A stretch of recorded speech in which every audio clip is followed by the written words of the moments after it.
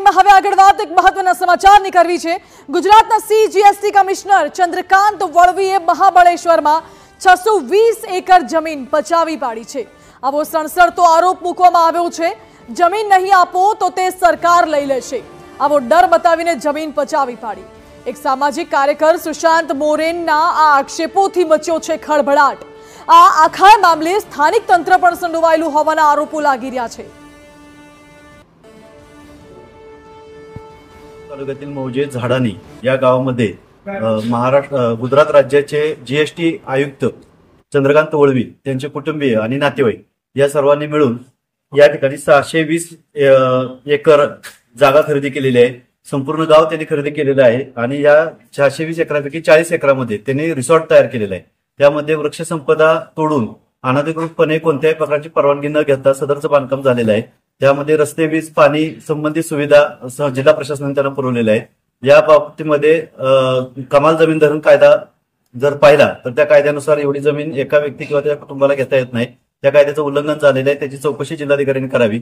तसेच या ठिकाणी दिलेलं विद्युत कनेक्शन आहे ते 3 ते 4 दिवसामध्ये दिलेलं आहे। गोरगरीब व्यक्तीला कधी या ठिकाणी वीज पुरवठा करण्यासाठी अपयशी असलेलं जिल्हा प्रशासन स्वातंत्र्यपूर्व काळापासून अनेक गावामध्ये काही 20 ठिकाणी नाही, परंतु या व्यक्तीला वीज देण्यासाठी डीपीडीसीतून निधी गेलेला आहे, त्या निधीची चौकशी व्हावी। रस्ते झालेले आहेत, जवचाड रेणुसे ते खेडमधील रघुवीर घाटापर्यंत या रस्त्याला कोट्यवधी रुपये डीपीडीसीतून दिलेले आहेत। सदरचं काम युद्धपातळीवर चालू आहे, त्या ठिकाणी उत्खनन झालेलं आहे। त्याचबरोबर डांबर प्लांट सुरू आहे, कुठल्याही प्रकारची रॉयल्टी न भरता सदरचा रस्त्याचं काम चालू आहे। लोकवस्ती नसताना सदरचा रस्ता कुणासाठी, हा सध्याचा प्रश्न आहे। सदरची व्यक्ती ही नंदुरबार जिल्ह्यातील रहिवासी आहे आणि अहमदाबाद गुजरात येथील जीएसटी मुख्य आयुक्त आहे। गुजरात महाबळेश्वर कनेक्शन काय आहे, याचं गोड बंगाल काय आहे हे शोधणं सर्वांचं क्रमप्राप्त आहे। मान्य जिल्हाधिकाऱ्यांनी याबाबतीत निवेदन दिलेलं आहे। 9 जूनच्या अगोदर या सर्व ठिकाणची झाडानी गावची झालेले जे अनधिकृत बांधकाम आहे ते पाडण्यात यावं। जमीन खरेदी प्रकरण आहे ते दोषी आणि सर्व अधिकाऱ्यांचे गुन्हे दाखल करावेत। त्याचबरोबर दिलेला जो निधी आहे वीज, पाणी, रस्त्यासाठी तर तो निधीची चौकशी करावी, अन्यथा 10 जून पासून जिल्हाधिकारी कार्यालयासमोर आमरण उपोषणाला बसणार आहे। જો કે સુશાંત મોરેની ફરિયાદ બાદ તપાસ આરંભી દેવાઈ છે। કલેક્ટરે કહ્યું છે કે તેમને કેટલાક પુરાવા સોંપવામાં આવ્યા છે અને તપાસ હવે પ્રાંત ઓફિસર કરી રહ્યા છે। જો કે જીએસટી કમિશનર સામેના આવા ગંભીર આરોપો સામે આવતા અધિકારી આલમમાં આ મુદ્દે અનેક ચર્ચાઓ પણ શરૂ થઈ ગઈ છે। याच्याबद्दल आमच्याकडे एक तक्रार प्राप्त झालेली आहे, त्याच्यामध्ये काही डॉक्युमेंट सुद्धा तक्रारदाराने आमच्याकडे सबमिट केलेले आहे।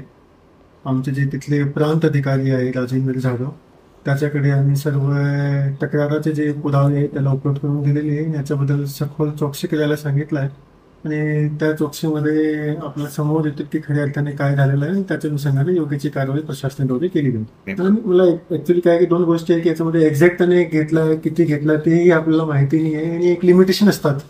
जे एरिया आहे तिथला ते बफर झोनच्या जवळ येतो आणि ते लिमिटेशन असते, डेफिनेटली असते, त्याच्या पुढे कोणी विकत घेऊ शकत नाही।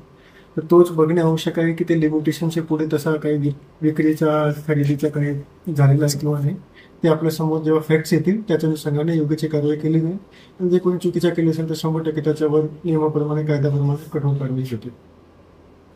તો આ સમગ્ર મામલે ટીવી9ની ટીમ સીજીએસટી કમિશનર ચંદ્રકાંત વળવીની પ્રતિક્રિયા લેવા સીજીએસટી ઓફિસ પહોંચી, પરંતુ ત્યાં ચંદ્રકાંત વળવી હાજર જ ન હતા।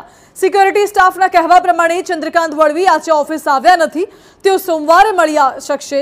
ત્યારે હવે જોવું એ રહ્યું કે ગંભીર આરોપો બાદ ચંદ્રકાંત વળવી ખુલાસો આપવા કેમેરા સામે આવે છે કે નહીં।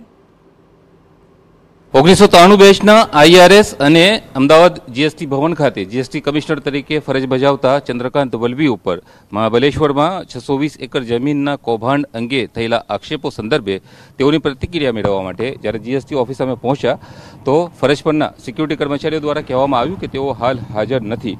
શુક્રવારે જરૂરથી તેઓ અહીં આવ્યા હતા, પરંતુ આજે તેઓ અહીં હાજર નથી અને સોમવારે તેઓ હવે મળી શકશે।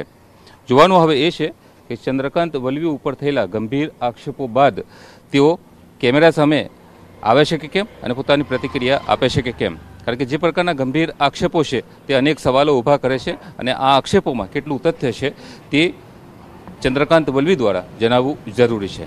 કેમેરામેન ઇમરાન શેખ સાથે યુનુસ ગાઝી, ટીવી9 અમદાવાદ।